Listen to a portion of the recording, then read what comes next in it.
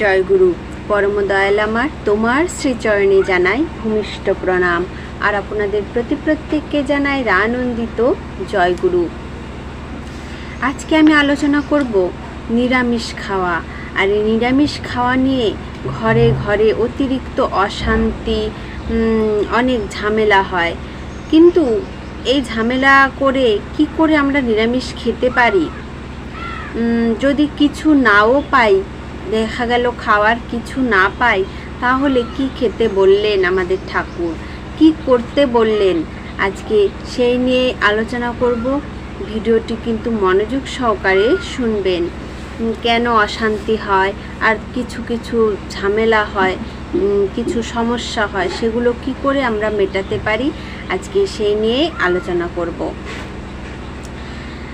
ঠাকুরকে নিয়ে এত উৎসব, এত আনন্দ, এত উপাচার, এত কোলাহলের মাঝে মনকে আমরা একটাবার দাঁড় করিয়ে কবে প্রশ্ন করেছি যে আমার মধ্যে দিয়ে আমার এই মনে তোমার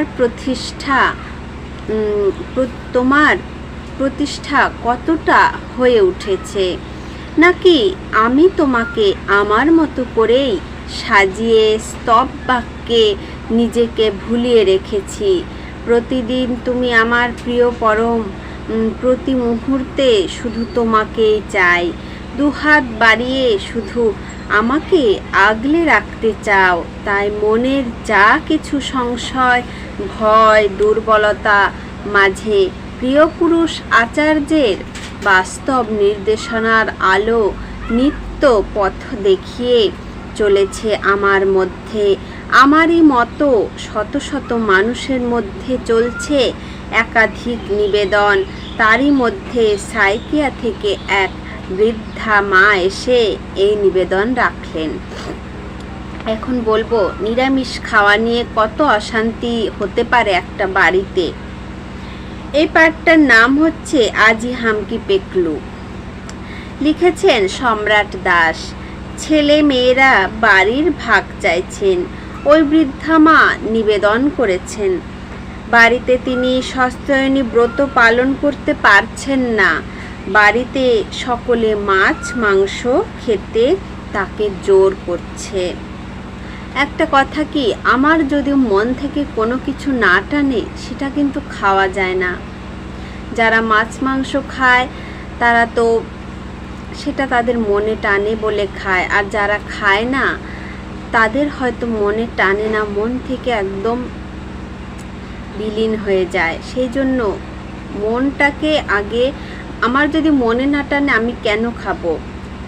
পরম পূজ্যপাদ বর্তমান আচার্যদেব এর সমাধান বলেছে। আমাদের বর্তমান আচার্যদেব অনেক রকমভাবে অনেক কিছু সমাধান করে দিয়েছেন, তেমনি এটাও একটা সমাধান। পরম পূজ্যপাদ শ্রী শ্রী আচার্যদেবের এত সুন্দরভাবে আমাদের প্রত্যেককে বোঝালেন, একবার শুনুন।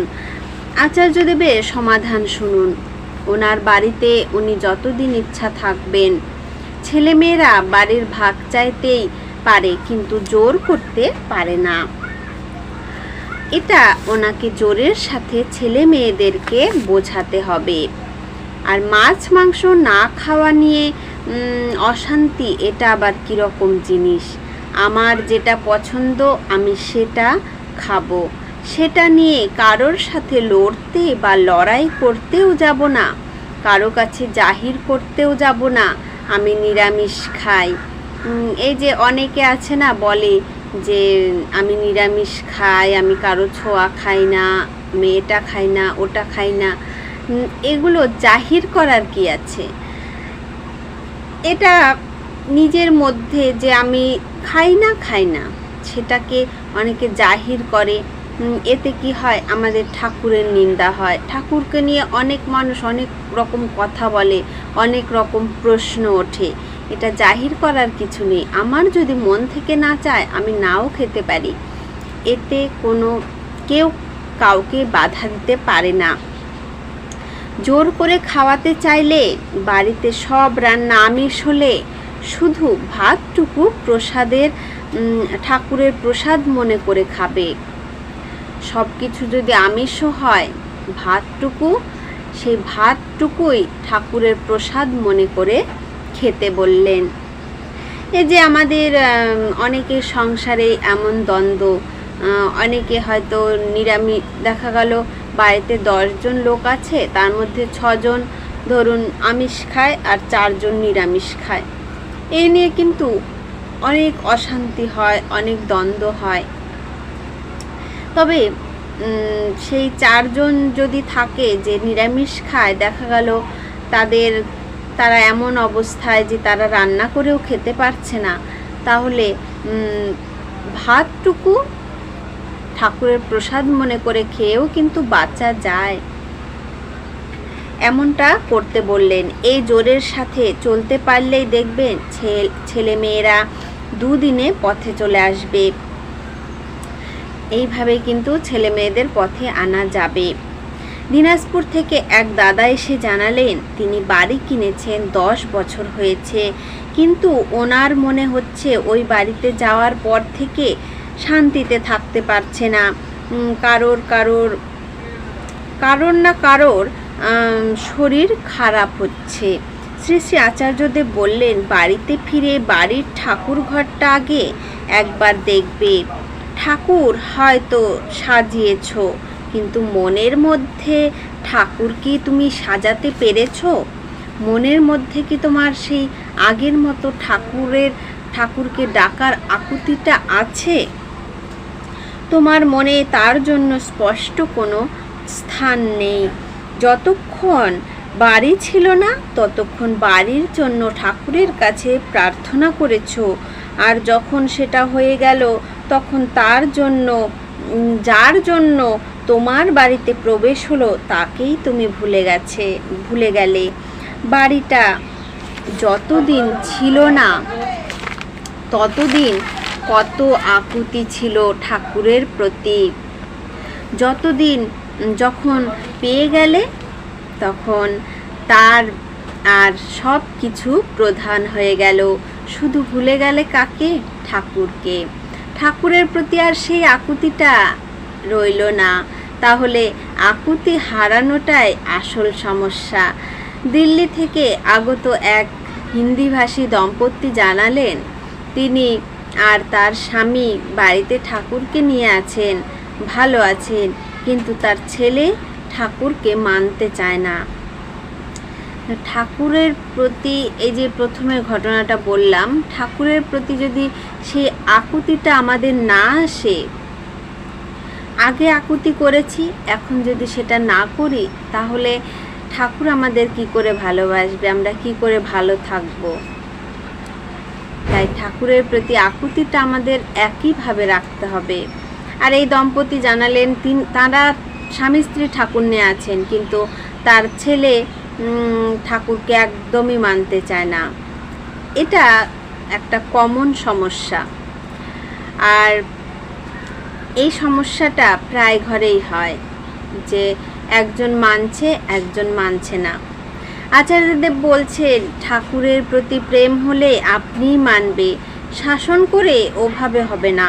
এখন বাচ্চাকে ভালো করে মানুষের মতো মানুষ করা, বাচ্চার প্রতি মায়ের প্রেম এত কেন? মা নিজে হাতে বাচ্চার জন্যে করে বলে, তাই বাচ্চাকে একটু একটু করে করাটা শেখাতে লাগবে। ওই বাচ্চাটাই যখন বড় হয়ে যাবে, সংসার হবে, দেখবেন সে তখন নিজের সন্তানের দায়িত্ব সব সামলাচ্ছে। তাই এখন থেকেই তাকে নিজে হাতে কিছু করান, ঘরের কাজে লাগান, কাজ করান আর গল্প করুন। কথা বলে তার মনের ভাবটা বুঝতে হবে। এইভাবে আস্তে আস্তে সন্তানের সাথে প্রেম হবে। শুধু শাসন করে কি হয়? বাবা মাকে ভালোবাসলে বাবা মা যিনি বা যাকে ভালোবাসেন তাকেও ভালোবাসতে শিখবে। আমি যদি আমার মাকে ভালোবাসি, আমার মা যদি অন্য কাউকে ভালোবাসে, তাহলে কিন্তু আমি যদি মাকে ভালোবেসে থাকি, তাহলে তাকেও ঠিক আমি ভালোবাসতে পারবো। সাবধানে বাড়ি ফিরবেন, শরীর ভালো রাখবেন, সুযোগ সুবিধা হলে আবার চলে আসবেন। মালদা থেকে এক দাদা এসেছেন, মেয়ে 10ম শ্রেণীতে পড়ে পড়ে, পড়াশোনায় অন্যমনস্ক, পড়াশোনায় অমনোযোগী। শ্রী শ্রী আচার্যদেব বললেন, পড়াশোনার জন্য যে জিনিসটা সবচেয়ে বেশি প্রয়োজন সেটা হলো আনন্দ। আনন্দ না থাকলে মনোযোগ আসবে না, আর মন চঞ্চল হবে। ছেলে পরীক্ষায় কত নম্বর পেয়েছে সেটার জন্য এত চিন্তিত হওয়ার কিছু নেই। সে যাতে মা বাবাকে ভালোবাসে আর ঠাকুর কেন্দ্রিক হয় সেটা লক্ষ্য রাখতে হবে, তাহলে সেই ছেলে বড় হবেই। মানুষ যেমন সকালবেলা কাজে বেরিয়ে গেলে বিকালবেলা আবার বাড়ি ফেরে, কারণ বাড়ির মধ্যে তার ভালো লাগা একটা ব্যাপার আছে। মনটাও এদিক ওদিক যেতেই পারে, কিন্তু শেষে আসল জায়গায় ফিরে আসছে কিনা সেইটা দেখার। ফিরে আসলেই হলো, কিন্তু আসবেই না এটা হতে পারে না। কেননা আমি যখন এই বাস্তব জগতে থাকি তখন সবার সাথে যোগ রেখে আমরা কাজের মধ্যে যুক্ত থাকি, মনটাও বিচ্ছিন্ন হয়। সেই জন্যই আমরা একটা মানুষ, আর তিনি নিরবচ্ছিন্ন, তাই তিনি মহামানব। তাই তাকে ভালোবাসা অভ্যাসের মধ্য দিয়ে আয়ত্ত করতে হবে। মনে থাকে না কিছু, এটা কি করে সম্ভব? আমরা কারোর উপকার পেলে ভুলে যাই, কিন্তু কারো থেকে খারাপ ব্যবহার পেলে মনে রাখি। ভালোটা কিন্তু আমরা সবসময় ভুলে যাই, খারাপটাকে সবসময় মনে রাখি। নেগেটিভ ইম্পাসগুলোকে মনে রাখি। তাহলে আমি কি করে বলি যে আমি ভুলে যাই বা আমি মনে রাখতে পারি না? ভালো রেজাল্ট একমাত্র লক্ষ্য হয়। ভালো হওয়াটা তার জন্য এখন থেকে আদর্শের প্রতি অনুরাগ যাতে বাড়ে, আচরণের মধ্য দিয়ে তাই অভ্যাস করতে হবে। তাহলে কতগুলো সমস্যার সমাধান দেখুন। মেয়ে অন্যমনস্ক, তাকে পড়ায় মনোযোগী করতে হলে তার পড়ার মধ্যে যে আনন্দটা সেটা খুঁজে বের করতে হবে। ঠাকুরকে ভালোবাসতে হবে, মা বাবাকে ভালোবাসতে হবে, আর মা বাবাকে যদি ভালোবাসতে পারে ঠাকুরের প্রতি ভালোবাসা এমনিই আসবে। এখানে এক ছেলের ঠাকুরের প্রতি অমনোযোগী, সেখানেও বলল বাড়ির কাজ তাকে ধীরে ধীরে করান, তার সঙ্গে গল্প করুন, তার সঙ্গে ফ্রি মাইন্ড হন, তাহলে দেখবেন বাচ্চাটা আপনাকে ভালোবাসছে, আর আপনি যাকে ভালোবাসেন সে কিন্তু তাকেও ভালোবাসার চেষ্টা করবে। আর এই যে নিরামিষ খাওয়ার ব্যাপারটা বললাম, তো সেটা তো হাজার লড়াই হোক, অশান্তি হোক, যাই হোক না কেন, আপনি যদি খেতে নাও পারেন, দেখা গেলো সব কিছু আমিষ হয়েছে, কিন্তু শুধু ভাতটুকুই আপনাকে ঠাকুরের প্রসাদ মনে করে খেতে হবে। কিছুদিনের মধ্যে দেখবেন আপনার ছেলে মেয়ে শুধরে গেছে, কিংবা আপনার ছেলে মেয়েরাও দুদিনে পথে চলে আসবে। ঠাকুরের আশীর্বাদে সবই হতে পারে। তাই পরম পিতাকে মন থেকে প্রাণ থেকে যদি ভালোবাসা যায়, তাকে ডাকা যায়, আকুতি ভরে ডাকা যায়, সে কিন্তু সাড়া দেয়। কিন্তু যদি আমরা তাকে ভুলে যাই তাহলেই সবচাইতে বড় বিপদটা হয়।